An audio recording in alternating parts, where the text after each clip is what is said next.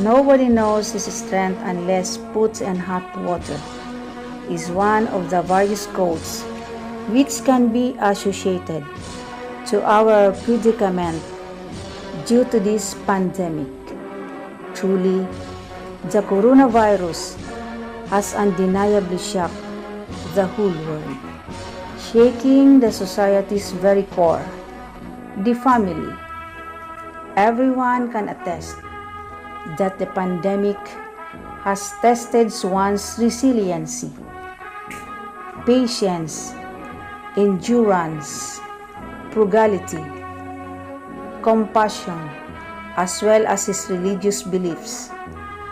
These are only some of the adjectives that can best describe what all of us went through because of this virus.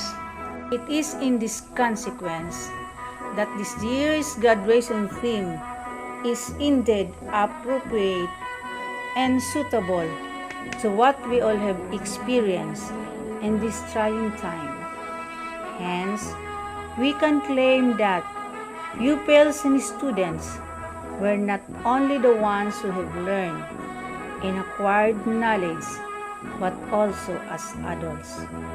We too invite wisdom from this harrowing experience of ours. Without much further ado, let us begin our ceremony by singing the Philippine National Anthem, to be followed right away by honoring God and Inang Katandungan through audio-visual presentation.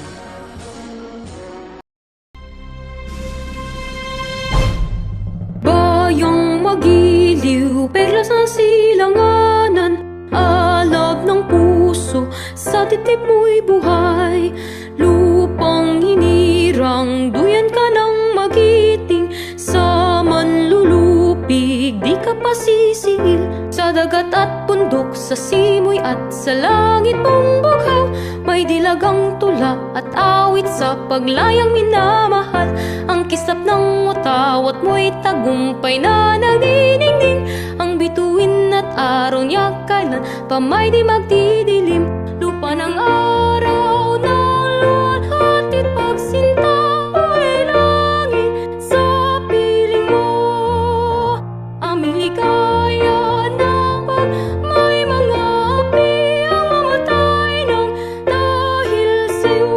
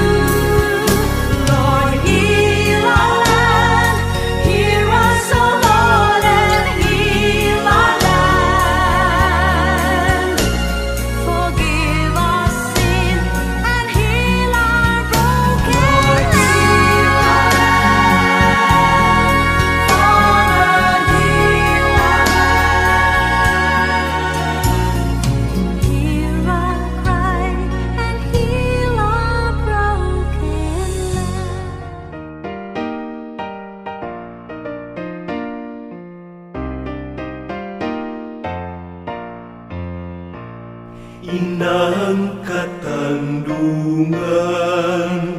Ika ang mutya sa dagat sirangan, ingal daw hinahagkan. Ligtas panungkahamisan, mahal ko, sagana sa aldaw. Panung rosas ansi mong kadlagan, mutyang katandungan, panung kaugmahan, matuninong mabansay. Madya, madya, bayao sa kuyang namumutan, sa katandungan kita paduman, mga kamunduan malilingwan, mahal ko. Yaon diyan, kagayunan pagkaminotan, mutyang katandungan, panung kaugmahan, matuninong mabansay. Friends, let us listen to the words of welcome by Mrs. Rica V. Condeno, Grade 3 and 4 Advisor. Thank you, Madam MC. The Assistant Schools Division Superintendent, Officer in Charge, Office of the Schools Division Superintendent, Dr. Susan S. Culiano, our District Supervisor, Mr. Nelson L. Serena, heads of the different schools in the district, my colleagues, headed by our teacher in charge, Mr. Jason E. Lopez, teacher volunteers for Kabrigada Pagbasa, officers and members of the PTCA, loving parents, the graduating class, movers, pupils, friends, ladies and gentlemen, a pleasant day to everyone. COVID-19 is a bane and a boon. It is a bane because all of us are affected by it, directly and indirectly. It is a boon because each of us is given a chance to be with the people we treasure and spend quality time with them. It is in this consequence that this year's graduation theme is strengthening the quality of education amid the COVID-19 pandemic is very fitting. For one of the most affected and devastated by this pandemic are the school children. They were shocked by the sudden changes in almost all of their daily activities, especially in their studies. However, despite of this chaos, DepEd has adapted different media platforms to deliver and not compromise quality education to every learner. So, on behalf of San Rafael Elementary School, I welcome you all to witness our 8th closing exercises. Thank you and have a nice day. Ladies and gentlemen, the DepEd officials of the Central, Regional, Division and District Office, teachers, and awardees.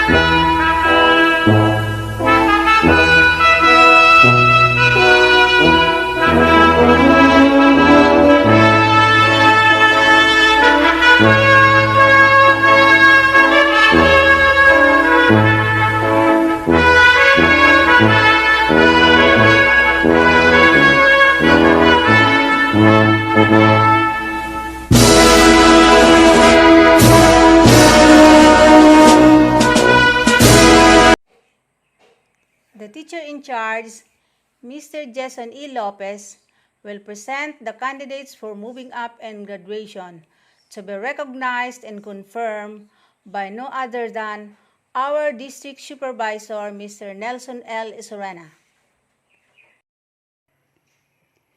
The representative of the Office of the Schools Division Superintendent, Mr. Nelson L. Isorena, District Supervisor of Pandan East and West, may I present to you 4 boys and 4 girls, a total of 8 candidates for moving up.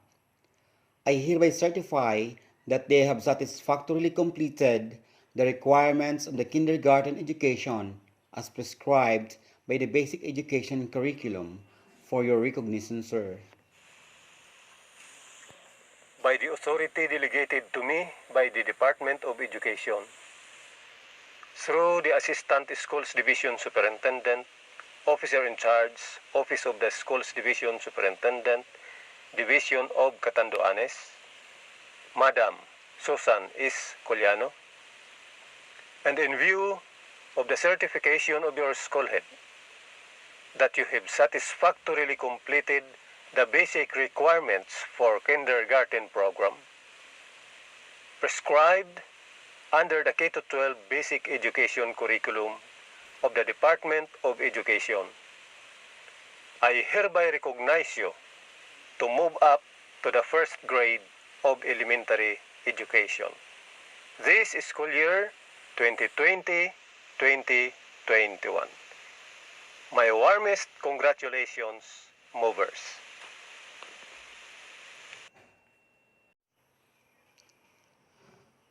The representative of the Office of the Schools Division Superintendent, Mr. Nelson L. Isorena, District Supervisor of Pandan East and West, may I present to you 3 boys and 4 girls, a total of 7 candidates for graduation. As their teacher in charge, I hereby certify that they have satisfactorily completed the requirements of elementary education as prescribed by the K-12 Basic Education Curriculum for your confirmation, sir. By the authority delegated to me by the Department of Education, through the Assistant Schools Division Superintendent, Officer in Charge, Office of the Schools Division Superintendent, Division of Catanduanes, Madam Susan S. Coliano, and in view of the certification of your school head that you have satisfactorily completed the basic requirements for elementary education as prescribed under the K-12 Basic Education Curriculum of the Department of Education, I hereby confirm your graduation this school year 2020-2021. My warmest congratulations, graduates. Let us now come to the highlight of today's program, the distribution of certificates for moving up and graduation.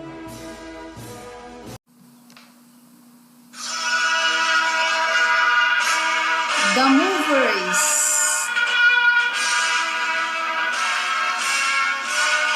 Wesa Aljon D,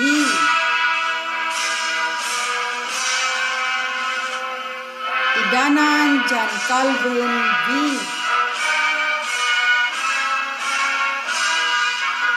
Lopez Demuel M,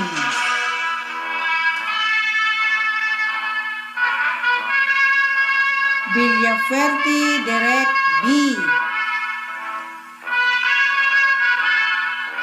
Frias Daniela B. Batuan Rochelle May B. Jordan Rochelle D. Lopez Trecia B. Francia B. Ibones, Advisor.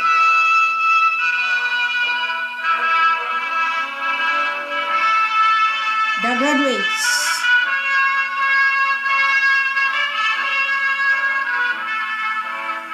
Castor John Paul V.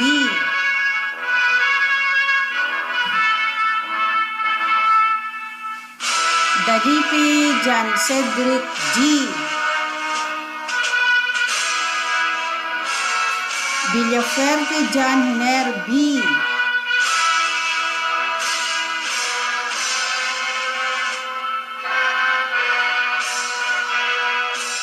Bermejo Abigail B.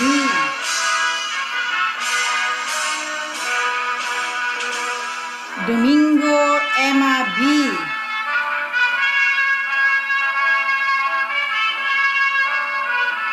Ikawat Analisa G.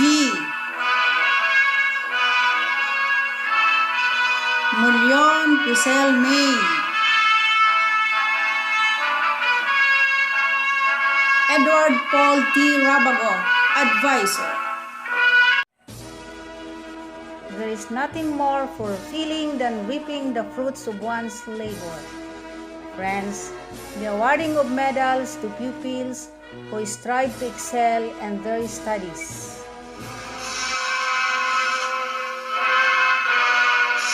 Bermejo Abigail B. with honors.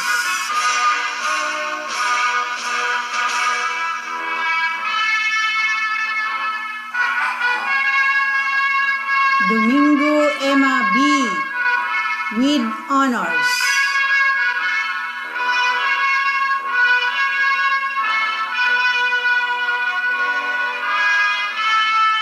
Ikawat Analisa G. with honors.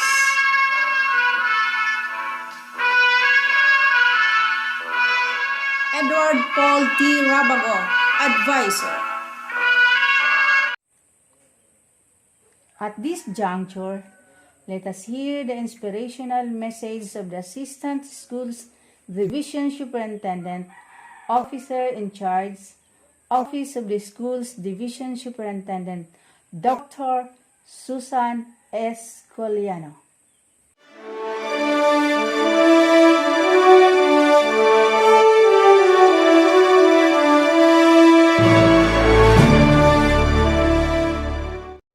Dear graduates, completers, awardees, parents, school officials, PTA officials, barangay, municipal, and provincial government officials, one and all in the elementary and secondary schools in the happy island of Catanduanes.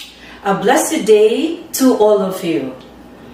I believe positivity abounds today because it is your graduation or completion day. That is why today calls for big congratulations and celebrations. As your extended fan, I am sending my virtual applause for your success this year. Normally, during graduation seasons, what comes out viral is the quote, "Poverty is not a hindrance to success." Yes, it is classically true. However, in this time of pandemic, when the banner slogan of the Department of Education goes, "Education must continue," you have indeed proven it true. Hence, we could resonantly say, pandemic is not a hindrance to success. And so I thank you and congratulate you for continuing. You now belong to the legacy of the pandemic, who are epitomes of commitment and resiliency. But what about your success? What had been the ingredients that made the flavors of graduation and completion and brought you through to this moment? I would like to highlight some enablers. They are as important as your certificates and as significant and precious as your diploma. First, you yourself. Thank you and salute to you for making schooling as your priority. You have developed strong attitudes towards distance learning, which made you the best distance and digital learners in this age and time. Your ambition to learn and understand as much as possible make up your ambitious learning goals, which are the triggers of value for your future careers. Ang tawag dito ay ambisyon at disposition. These two are very important. Wala silang substitute. Kung gusto mong lumigaya ang iyong buhay sa darating na panahon, wag na wag mong bibitawan ang iyong ambisyon. Subalit, kailangan mo din ang tamang disposisyon at yan ang manibela ng inyong aksyon. Remember, all have been given the same chances to secure a proper education, even during a trying time. How you secured it makes up the biggest ingredient for success. Latest study revealed that students' dispositions to develop ambitious learning goals and to attribute high value to school may be particularly important for maximizing the effect of online learning. For instance, in Ireland, dahil wala pa tayong study dito sa Pilipinas, among students making extensive use of ICT for schoolwork, those with ambitious learning goals scored 32 more points in reading compared to their peers lacking ambitious learning goals. Sila yung mga hindi lang umaasa sa ibibigay na module ng teachers or sa available na learning materials from schools. Sila yung mga hungry for more students, mga ML students, mobile learners, at hindi mobile legend players who crave for more and spend the whole time they have for reading, searching, researching, questioning, analyzing, integrating, and applying what they learn. They are those who feel satisfied only when their craziest, if not the weirdest questions are answered. Take note, not only by their teachers, but by themselves. Kaya sabihin nyo sa sarili nyo, salamat sa ambisyon at disposisyon kong matuto, nandito ako ngayon. The fundamental roles that your parents and all your extended family members play are credited to the highest level. The school year has literally demanded for an involvement of your parents and family members when they took their roles as para-teachers, as guides, coaches, and mentors. With them and their ready hands, you were able to successfully work on your modules and prepared your requirements. And so I praise and thank the family members for the enormous support they have given you. Please receive my virtual applause and salute to our dear parents, our para-teachers, family members. Our dearest teachers and school officials have become instant digital and distance learning teachers and facilitators of modules and all kinds of learning resources available. They have exerted extra special effort to make sure that learning continues. They injected the best motivation for you to carry on, to master your task, and keep yourself improving and performing, transforming, and succeeding in every step of the way. Lalong-lalo na sa mga panahon na gusto nyo nang bumitaw sa paghawak ng module. Kumapit pa rin kayo dahil sa patuloy na pag-aalaga at pagpapahalaga sa inyo ng mga guro. Thank you, dearest teachers and school officials, for nurturing our learners. Lastly, and most important, you valued the existence and intercession of God in our daily battle for survival, invoking His name always and placing our hope, our faith in His great love and power. During this time, we depended on Him in our need for wisdom, for light, and for all sources of strength and our much needed provisions. And yes, we survived the test and remained steadfast to our faith. All this teach us the lesson of our faith in God. Going this far and becoming excellent or achieving quality education during pandemic was an enormous work for you. Now, to strengthen your takeaway, your education and its quality, you need to hold on to that same formula, but be mindful of some lessons that come in surprise. For example, life is unpredictable. It is a reality. So embrace it, but never surrender to its unpredictability.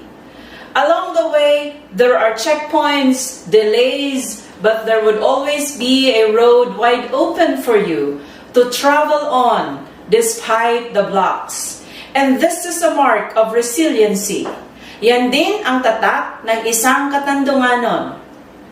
Take control and be a rightful and responsible user of the most obvious learning opportunity, which is the ubiquitous application of technology. Manage your own learning by nourishing even the littlest sources of learning that give you hope for thinking how that learning would work. Build narratives that highlight your successes, but make every dim light of your schooling an inspiration. Build more your sense of self-efficacy, your ability and commitment to overcome difficulties on your own, and assure yourself that no matter how dramatic and difficult the situation may be, you will carry on with the same fervor for education. But, ladies and gentlemen, our dear completers and graduates, as you grow more in learning, please take a balance of your life, for success is useless if your mind and body are not well. Again, these two do not have any substitute. Inspired by this year's theme, with prayers for your success, I summon you to carry on to the next wonderful world of schooling. Seize it with increased enthusiasm, genuine humility, and don't forget, ambitious goals. Thanks to your much reputed alma mater for ably preparing you for this. Finally, I say, always find God, find good, and find silver lining in all your experiences. Be an example of goodness too. Give grace to yourself and to others, and move on with firm resolve that you will be the best version of yourself, thereby reckoning the day when you proudly say, I am the person I have been waiting and looking for.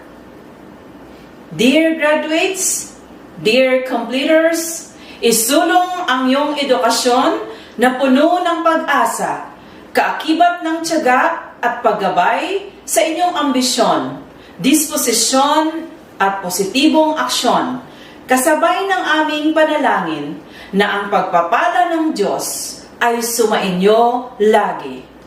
Again, congratulations, good luck, and mabuhay!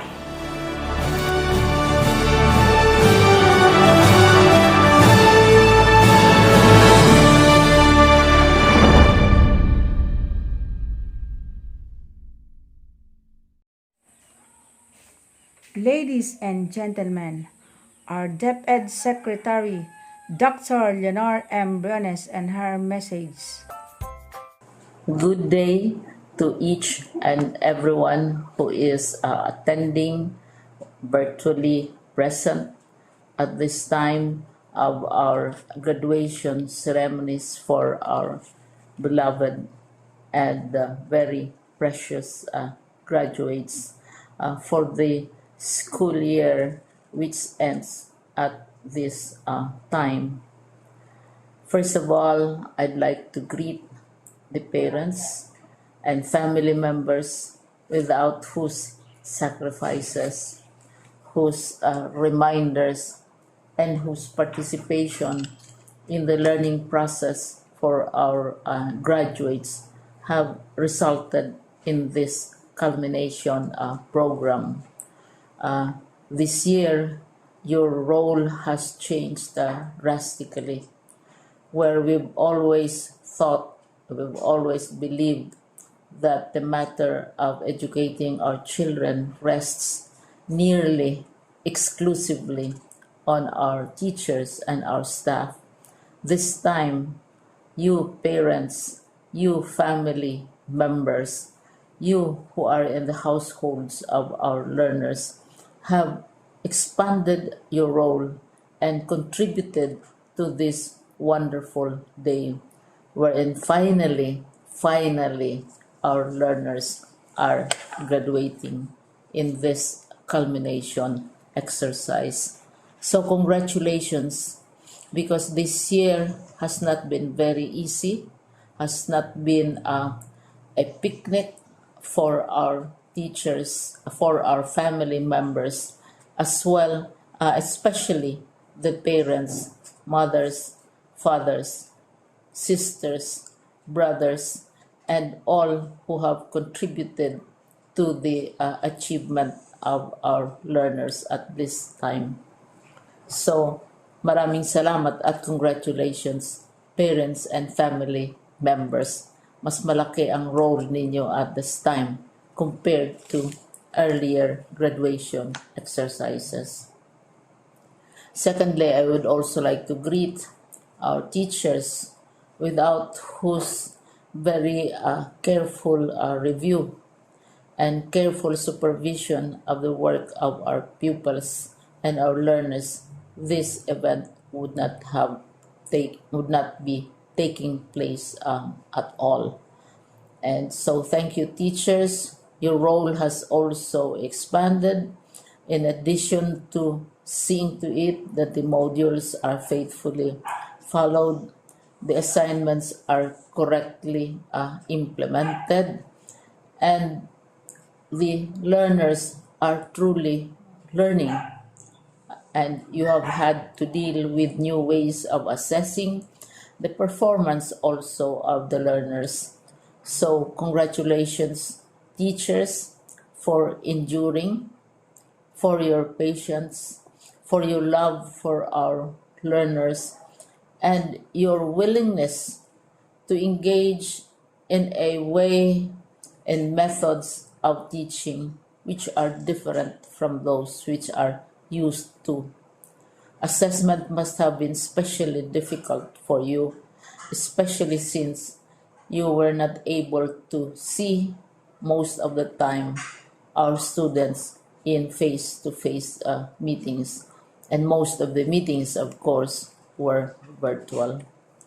We'd also like to thank the local government units for their interest, for their cooperation, and for their continuing contributions to the needs of education, even as our children do not go to school. Your donations of material as well as financial resources at this time are most welcome, and your advice has been taken seriously not only by our teachers, by our school officials, but also by our officials in the Department of Education. We continually talk with local government units, especially in times of disaster, in times of great need for classrooms, for space, and for responses to unforeseen emergencies. Thank you, local government units. But of course, most of the congratulatory greetings fall on the deserving graduate. Each and every one of you is truly special. You are different from the other graduates who have passed through the portals of your school. You went to school practically without seeing your teachers, if at all. You went to school with your parents, your mothers, and your fathers hovering over your shoulders and seeing to it that you are able to complete your assignments. You are completing your studies at a time when examinations and assessments are different. You are culminating these long months of hard work at this time, even as you have to do family chores, even as you are distracted, and even as your world has turned upside down, and it seems and it appears as if we don't know what the future holds and what will happen next. But you have persevered, and now you are ready to graduate. And therefore, you deserve each and every bit of congratulations from us in the Department of Education, from your parents and family members, your teachers, from the officials in local government, as well as in the parent teachers associations. You deserve each and every single congratulatory pat on your back, each hug virtually, of course, and each greeting, which I am sure you are also receiving virtually. I don't know if you will remember this event many, many years from now. I have tried to recall myself who our graduation speaker was when I finished high school and when I finished my college studies. All I remember is that the graduation speaker was someone important, someone who was invited because that someone is supposed to give a message. What was more important to us graduates at that time was the excitement of the celebrations, the happiness and the joy of our parents, the sadness of parting from our classmates and from our teachers, and the enjoyment of all the graduation events that usually take place come commencement day. When I was a college student, we had a series of events which were designed to embed in our minds, which were designed to help us remember and not forget our days in college. We would spend one whole day going around the campus, visiting the classrooms, saying goodbye to our teachers, and sharing memories. We would have bonfires to say goodbye to each other.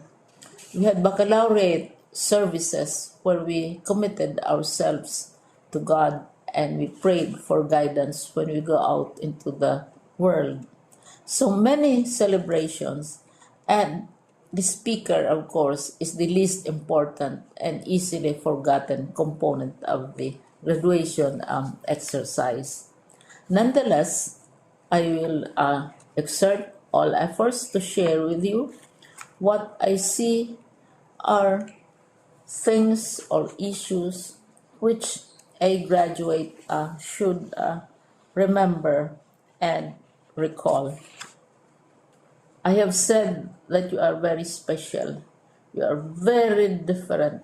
You are pioneering. There has been no other class like your class. There has been no other graduate like you as a graduating student because you are the very first graduate of the blended learning response to education in the Philippines. And so you ask yourself, what awaits you in the world outside? You can either work because the kind of curriculum you survived and underwent as a student will enable you to go to work if you wish to go to work. Some of you will proceed to further studies, and this would be a wonderful thing because there are many opportunities for further expanding your knowledge, for further answering and looking for explanations of issues, events that make you curious, especially in science, in technology, and also in the arts.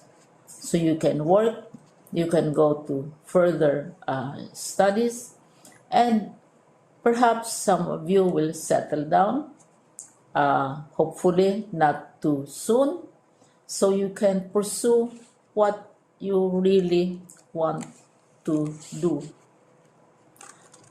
So today, this is why we call this exercise a commencement exercise. It's not the end of our studies. It's not the end of all our efforts with blended learning, with modules, with floods, with earthquakes, and of course with COVID. It's a commencement of doors opening to you. More doors will be opened because you are a graduate.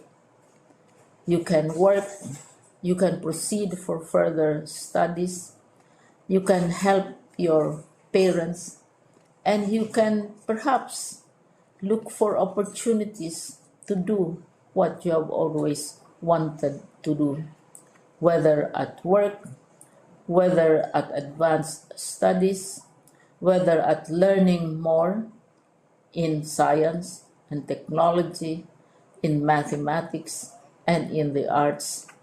All of these opportunities are available to you. More doors are being opened. I hope you will select the door which arouses your curiosity, the door which will help you know more about this world, and the door which will allow you to contribute to the development of our country and contribute whatever we can to solve our problems and our challenges. Congratulations once more to each and every one of you. Congratulations to you, parents and family members. Congratulations to you, teachers. When I was chair of the board of Silliman University, each time we had graduation ceremonies during the baccalaureate and during commencement itself, I would cry. I would cry because you are sending out into the world a new batch of graduates, and We want to be sure that what is awaiting them is appropriate. We want to be sure that they are ready for what awaits them when they select which door to open. And so, we tell you, go out to the world, do whatever you want to do. God be with you, and be assured that all of us love each and every one of you. Congratulations.